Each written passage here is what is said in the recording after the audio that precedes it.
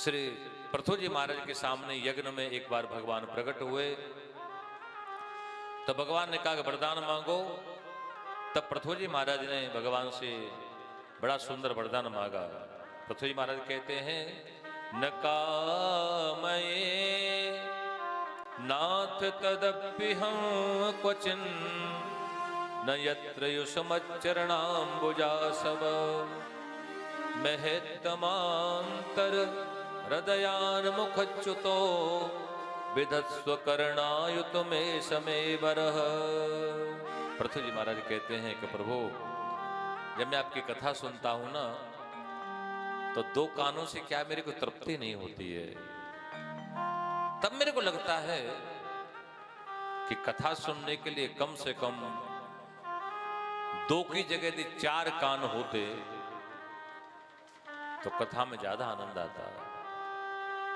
4 की जगह यदि 8 कान होते, 10 कान होते, 20 कान होते, 100 कान होते, 200 कान होते, 1000 कान होते, तो भगवान कहते बोलो तो सही कितने कान चाहिए। तब बता दिया कि कम से कम प्रभु मेरे को 10,000 कान चाहिए। मैं 10,000 कानों से आपकी कथा सुनना चाहता हूं।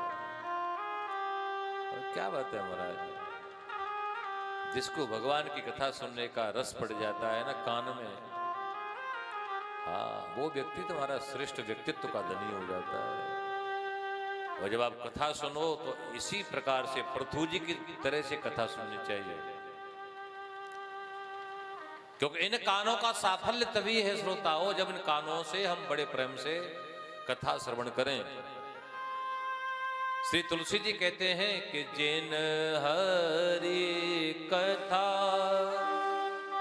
सुने नहीं काना, जिन हरि कथा सुनी नहीं काना, श्रवण रंध्र अहि भवन समाना, श्रवण रंध्र अहि भवन समाना, जिनके श्रवण समुद्र समाना, जिनके श्रवण समुद्र समाना, कथा तुम्हारी सुभग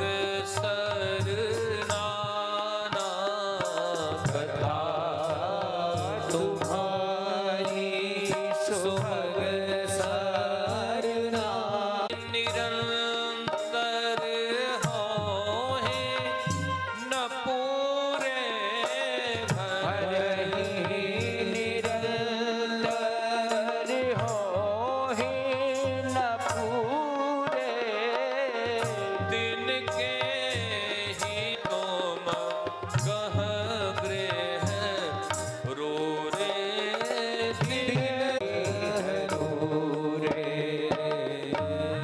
भगवान ने कान दिए तो कानों का साफल्य क्या है, कानों से कथा श्रवण करो।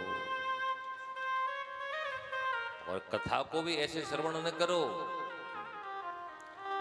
अपने कानों को समुद्र जैसा बृहद बना करके, जैसे समुद्र में इतना जल है उसके बाद भी सारी नदियों का जल समुद्र में आता है, और फिर भी समुद्र जल के लिए अतृप्त रहता है, तृप्त नहीं होता। ऐसे श्रोता को होना चाहिए। कितनी भी कथा सुनो, कितनी बार भी कथा सुनो, पर कथा सुनकर के कभी तृप्त नहीं होना, अतृप्त रहना। हाँ, लोग मेरे से पूछते हैं कि महाराज आपने कितनी कथा कर ली। मैंने कहा भाई मैं तो लिखता नहीं, मैंने कितनी कथा कर ली। हाँ, पर ठाकुर जी से ये जरूर कहता हूं कि जब तक जीवन है तब तक मैं आपको कथा सुनाता ही रहूं, कथा सुनाता ही रहूं, कथा सुनाता ही रहूं। बस इतनी कामना ठाकुर जी से है कि जब तक जीवन है ठाकुर तेरी कृपा से, तब तक मैं आपकी कथा सुनाऊं आपको। क्योंकि कथा सुनाने का जो आनंद है श्रोताओं, और कथा सुनने का जो आनंद है ना, ऐसा आनंद संसार में कोई दूसरा नहीं है। कहा जाता है परमात्मा में बहुत आनंद है,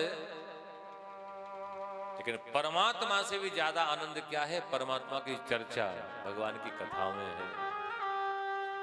तो इसमें क्या है? कथा में तो ठाकुर साक्षात प्रकट होते हैं, ठीक है ना। ये तो आपको लगता है कि कन्हैया ये प्रकट होंगे, वसुदेव जी लेकर के आएंगे, और भागवत के महात्म्य में लिखा हुआ है कि जब जहां भागवत विराजमान हो जाती है ना, तो 33 करोड़ देवी देवताओं को लेकर के भगवान नारायण पहले दिन से ही विराजमान हो जाते हैं। यहाँ पर सारे देवी देवताओं को लेकर भगवान विराजमान हो जाते हैं यहाँ पर। तभी तो कथा में इतना आनंद आता है। चाहे भगवान आपको दिखे नहीं, पर ऐसा कोई शब्द नहीं होता भागवत का जिसमें भगवान नहीं होते हैं। तो बस जीवन का साफल्य क्या है कि कथा को हम बड़े प्रेम से श्रवण कर पाए। तो प्रभु जी कहते हैं कि प्रभु कम से कम 10,000 कानों से मैं आपकी कथा सुनना चाहता हूं। भगवान ने कहा तथास्तु, ऐसा ही होगा।